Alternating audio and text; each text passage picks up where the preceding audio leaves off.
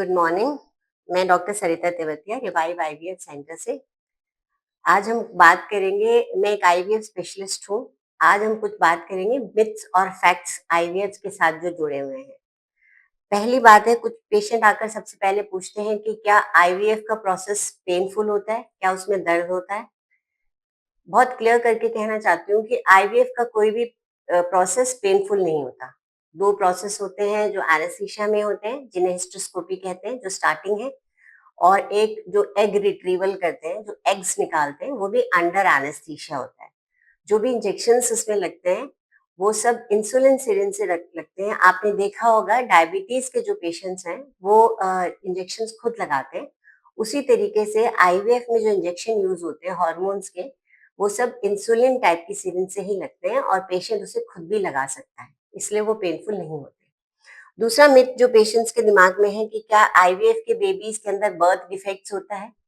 पिछले 17 साल में जितने भी मैंने केसेस हम लोगों ने किए हैं डिलीवरीज, उनमें से 2 या 3 पेशेंट्स को डेवलपमेंटल डिफेक्ट था, लेकिन वैसा कोई एनोमली या कोई सिंड्रोम नहीं होता है, क्योंकि इसमें जो हम लोग एग्स निकालते हैं और जो स्पर्म्स यूज करते हैं वो क्योंकि हमें बाहर दिखाई देते हैं माइक्रोस्कोप के नीचे, तो यही 99% कोशिश रहती है कि वो हेल्दी हो।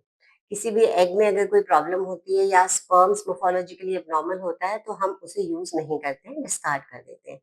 तो ज्यादातर केसेस में 99.9% बर्थ डिफेक्ट्स आईवीएफ में नहीं होते हैं। इनफैक्ट आईवीएफ के बेबीज काफी इंटेलिजेंट और शार्प होते हैं, क्योंकि हम लोग हेल्दी एग्स और हेल्दी स्पर्म्स यूज कर रहे हैं।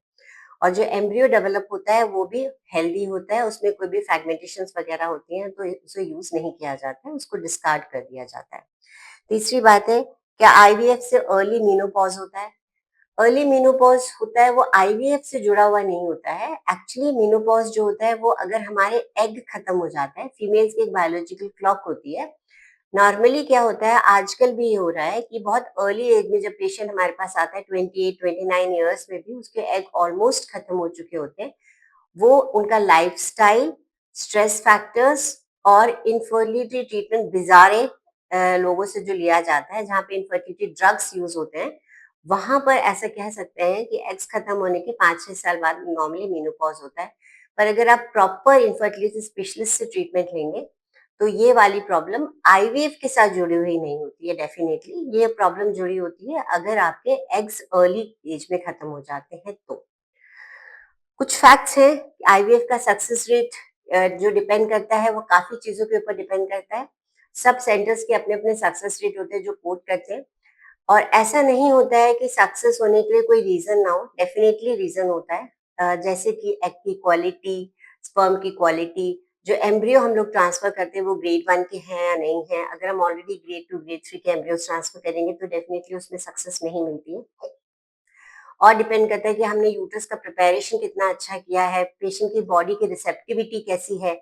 इन सब चीजों के ऊपर पहले काम करना पड़ता है, 1, 1.5, 2 महीने, 2.5 महीने, क्योंकि हर मरीज की बॉडी अलग होती है। उस बॉडी को समझना डॉक्टर के लिए बहुत इंपॉर्टेंट है। अगर हम उसे अच्छे से समझेंगे तो ही हम रिजल्ट्स दे पाएंगे।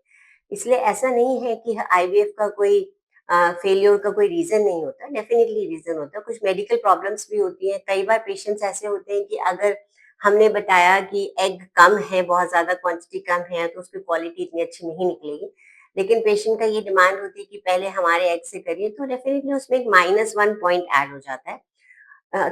तो इन सब चीजों के ऊपर सक्सेस रेट डेफिनेटली डिपेंड करता है।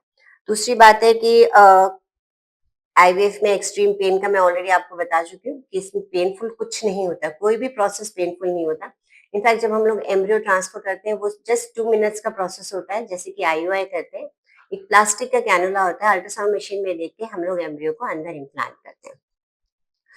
बेबीज जो हेल्दी होते हैं, एक मिथ होता है कि क्या आईवीएफ के बेबीज हेल्दी होते हैं। डेफिनेटली हेल्दी होते हैं, बिकॉज हम लोग अच्छी क्वालिटी के एग्स, बेस्ट क्वालिटी के स्पर्म्स यूज कर रहे हैं।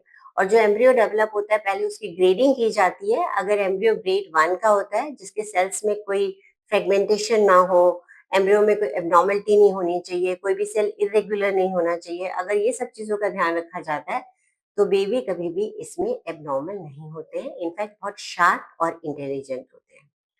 यही कुछ बातें थी जो मैं क्लियर करना चाहती थी। आई होप आप सब लोगों को इन सब चीजों पे पॉइंट्स क्लियर हो गए होंगे। Thank you.